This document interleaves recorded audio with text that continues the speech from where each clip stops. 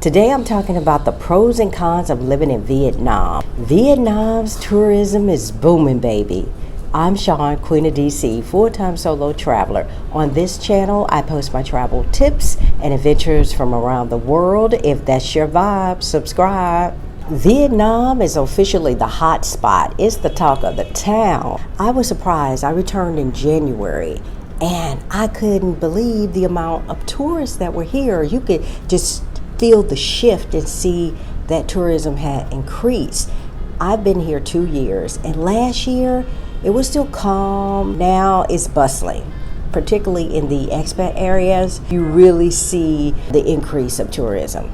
Bali used to be the hot spot. People from Bali are moving here. Thailand is still very popular. People from Thailand are moving here. You can see the construction all around, the development. Vietnam always has construction, but they're developing, putting up more and more apartment complexes. I was reading a travel magazine and it said Da Nang, Vietnam was the highest city searched out of the area in terms of Southeast Asia. The numbers are proving that people are coming here. I live in Da Nang, Vietnam, and with that, people have been asking me, give me the real deal about Da Nang, Vietnam. What's it like? The pros and the cons, because I'm seeing negative videos about racism, body shaming, fat shaming, and just rude behavior in Vietnam. I don't ever dismiss what someone else has gone through, but my personal experience has been different. I've been sharing my daily life and personal experiences with you all for 2 years, my truth. I have no reason to sugarcoat anything. Vietnam is not paying me.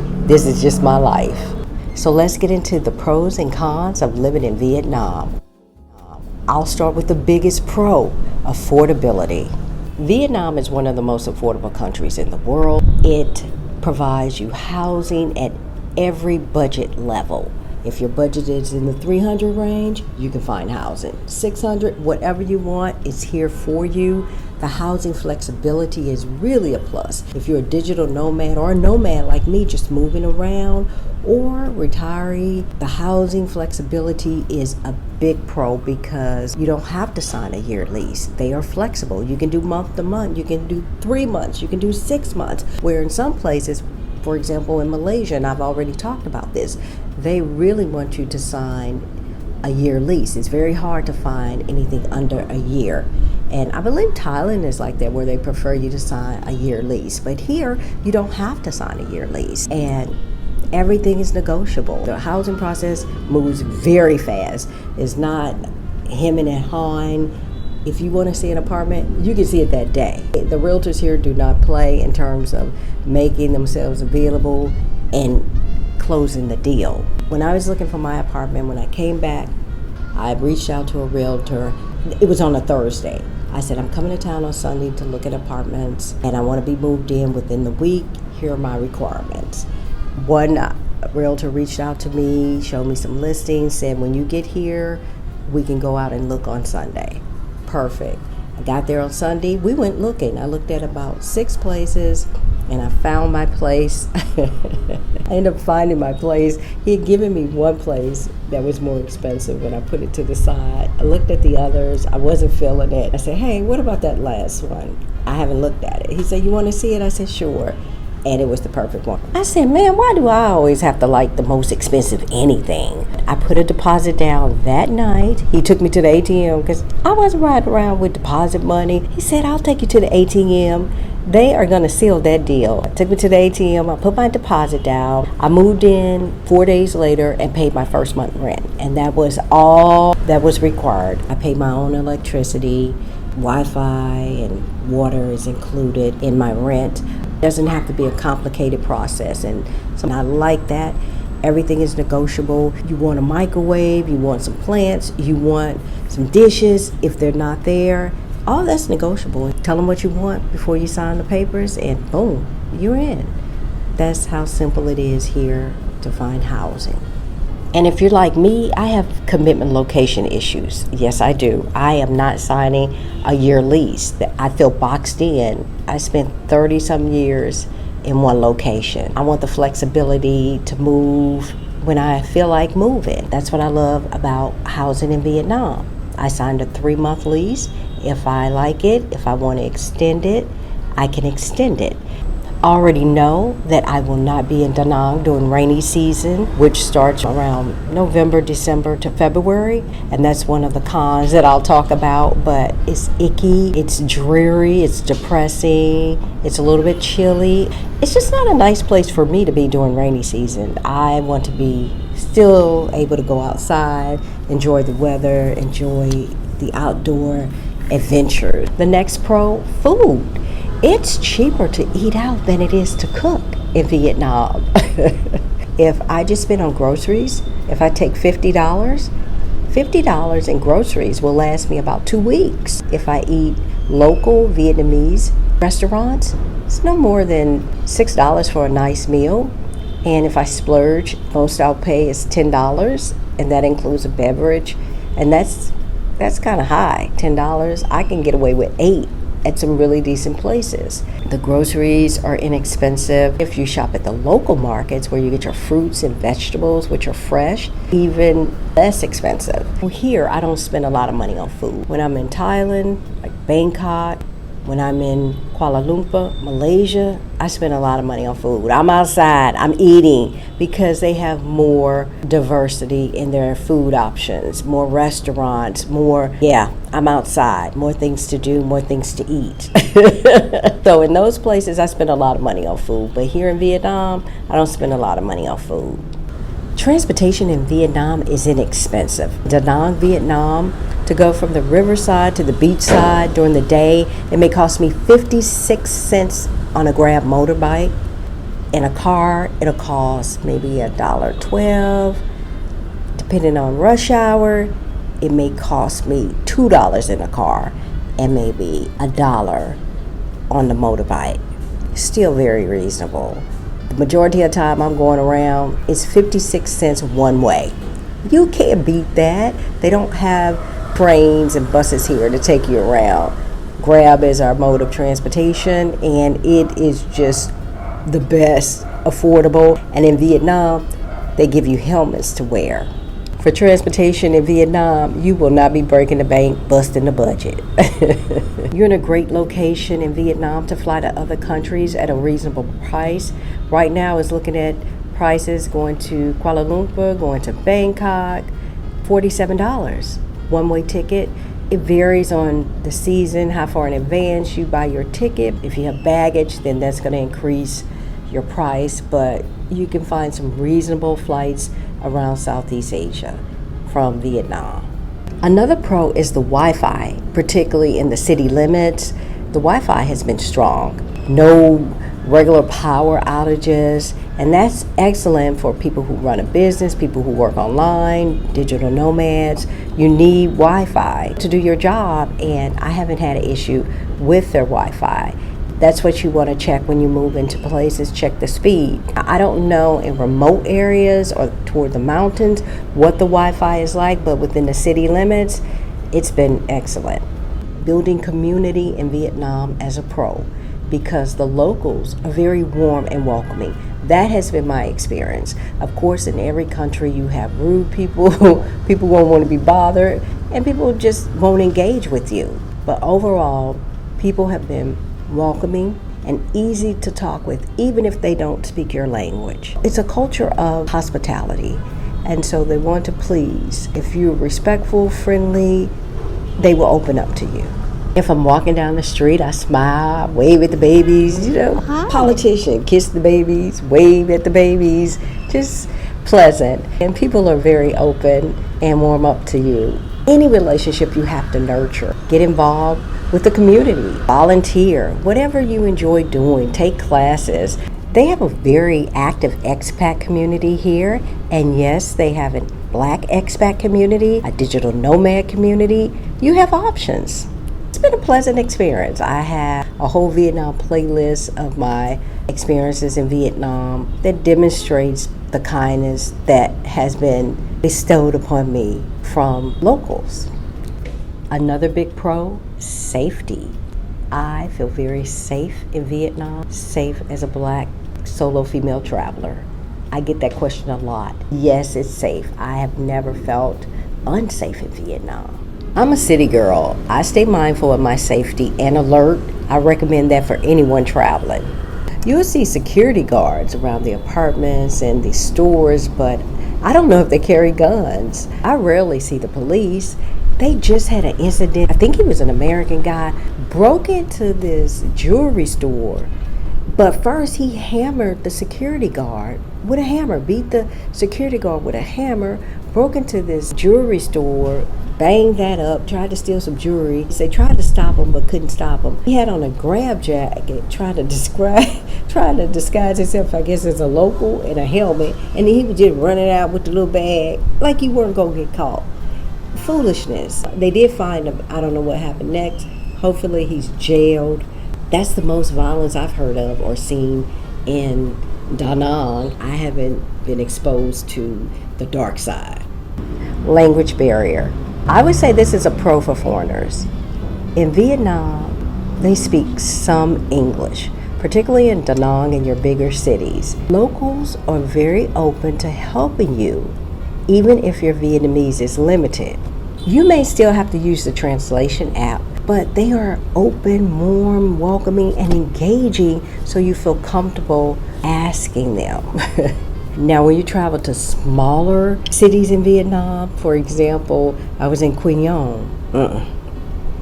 You better pull out that app, use it every time. They're really not versed in English, and it's not a big tourism city, a local gem. We're moving on to the cons of Vietnam. We'll start with the biggest one, the visa. In Vietnam, you have two tourist e-visas. You have one for 30 days at $25 per application. The multiple entry visa for 90 days, $50. The only way you can get a long-term visa in Vietnam is if employer sponsored, education, heritage, you own a business, or you marry someone in Vietnamese. If you marry someone in Vietnam, a Vietnamese. You cannot extend your visa while you're in Vietnam. You have to extend your visa after it expires. So you have to leave Vietnam at least 4 hours before you can re-enter.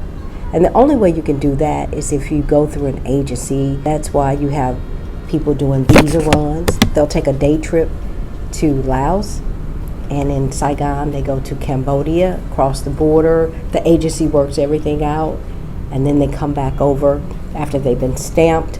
It's an all-day process, but they're able to re-enter for 90 days. The other option is to leave Vietnam, work with an agency to have your visa ready by the time you land, or within 24 hours, and you can turn around and return to Vietnam. Or you just leave the country, apply for the visa while you're away. It'll take 3 to 7 business days to process. Mine always takes about 4 business days to process. I have a video linked above on 10 common mistakes not to make on your Vietnam visa application. Check that out after this video. The visa run day trip to Laos is around $200. To have your visa expedited by the agency when you leave, I believe that's about $70 to $80. The base price is $50 if you did it on your own, so you'll pay a premium just to have that expedited. The next con of living in Vietnam is the noise pollution. Vietnam is loud, from the bike horn honking all throughout the day. You could probably hear it now. Construction, the roosters early in the morning, the bum bao, man, throughout the day. It's just a loud environment. Karaoke at all times of the day.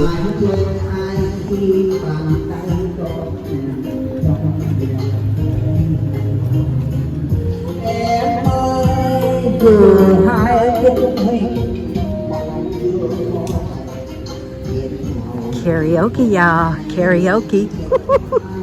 I did a video on the culture shocks of Vietnam. Check that out once this video is over. Vietnam is loud, so if you are sensitive to noise, this is not the place for you. By 10 o'clock, the noise should be lowered. Depending on where you are, you still may be able to hear some of the sounds of the city. This may be an oxymoron, but Vietnam is very peaceful, but it's noisy, it's loud, but it's a peaceful life.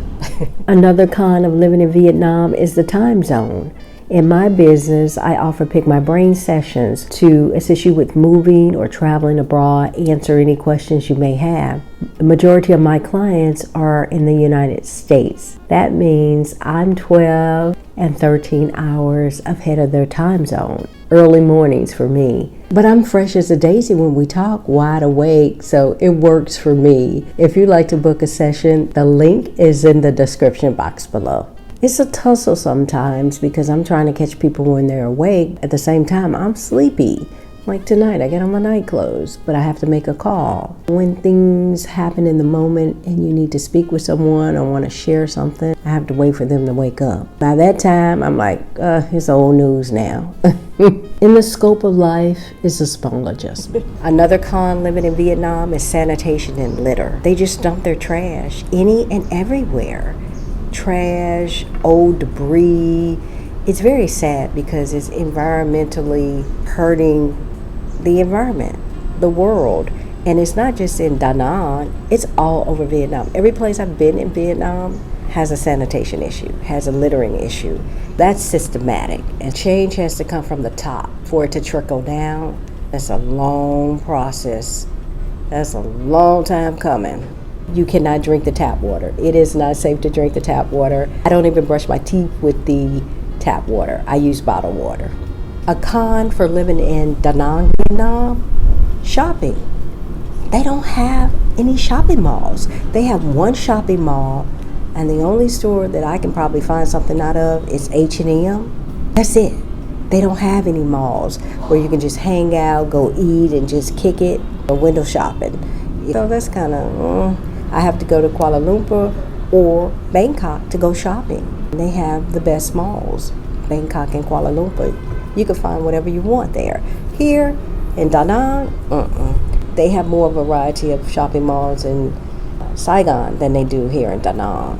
Hanoi, I haven't been shopping in Hanoi, so I don't know what they have. I know they do have a mall because I've seen Uniqlo, but as far as Da Nang, it's not the place if you enjoy shopping all the time. You can get clothes made. I go to Hoi An and get my clothes made. So without the malls, they don't have the entertainment centers, no plush movie theaters. I've only seen one movie theater here. The movies are lacking. It's not diverse. That's what you get in a small beach town. Da Nang is still developing. It's boring. It's a small beach town, and boring is relative. It's not popping like Bangkok, put it like that, so it's boring. Here you come, relax, hang out, retire, just enjoy the beach. It's more of a chill place, and it works for me. It is not bright lights, city lights. Another con living in Da Nang, Vietnam is the lack of green space and walkability. There are not a lot of parks around here. I like green space. I love the green space. In Saigon, though, they have parks. So I like that about Saigon. And their sidewalks are bigger. Here in Da Nang, the sidewalks are not made for walking. You will be walking in the street the majority of the time because the motorbikes, the restaurants, they got the sidewalks on lock. Infrastructure is still underdeveloped. That's Da Nang, Vietnam. On the riverside, you can walk along the river because it's more sidewalk space. Pretty much, it's not a walkable city. You're seeing me outside because I'm talking about the weather, and that is a con from living in Vietnam.